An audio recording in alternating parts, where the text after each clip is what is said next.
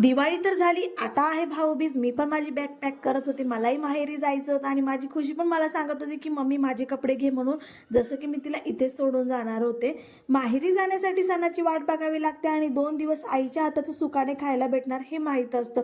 आणि खरं सांगायचं म्हटलं तर माहेरचे सुख हे जगावेगळेच असते. खरं आहे ना. थोड्या वेळेस माझे पप्पा पण मला घ्यायला आलेले.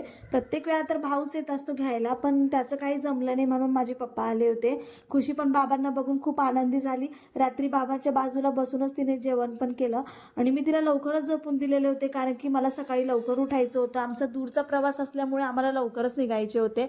मग काय सकाळी लवकर उठले, आंघोळ वगैरे केली आणि सगळी तयारी करून घेतली. एकदा का मुलगी संसाराला लागली ना, तर काम हे वर्षभर काय मरेपर्यंत संपतच नाही. पण नात्यांनाही वेळ देणं तितकंच गरजेचं असतं. लवकर स्वतःचं सगळं काही आवरून घेतलं, जे ठेवायचं होतं बॅगमध्ये ते सगळं काही ठेवून दिलं. खुशीलाही झोपेतून उठवले. पहिले तर ती उठतच नव्हती, पण तिला म्हटलं अगं मामाच्या घरी जायचं आहे आपल्याला. मग काय लगेचच उठलेली आणि सकाळचा टायमिंग होता. तिला सर्दी पण झालेली होती म्हणून तिची अंघोळ काही घातली नाही. तोंडात पाय धुवून दिले, नवीन कपडे घालून दिले आणि तिची तयारी पण झाली. मग आम्ही निघालो सगळ्यांना बाय म्हणत. आईंची तर अजिबात इच्छा नव्हती आम्हाला पाठवायची. त्यांना तर असं वाटत होतं त्यांच्या नातीने कुठेच जाऊ नये म्हणून, पण तरीही त्यांनी आम्हाला पाठवलं.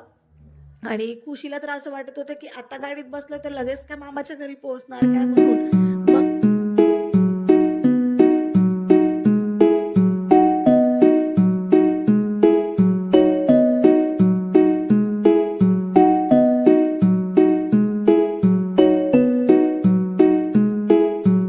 खुशीच्या पप्पांनी आम्हाला बस स्टॉपवरती सोडलेलं. लगेच आम्हाला बस पण भेटली.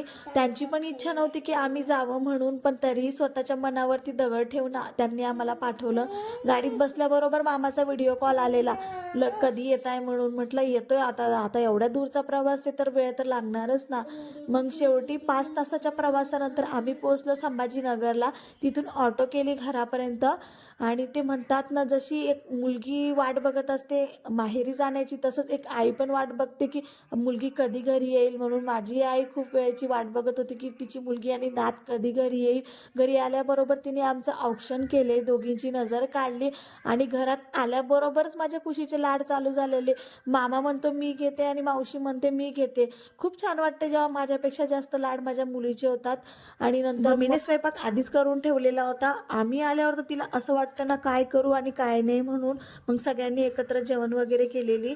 टाईम तर झालेला होता पण भूक पण लागलेली होती. पुन्हा भेटूया न्यू ब्लॉगमध्ये. तोपर्यंत बाय.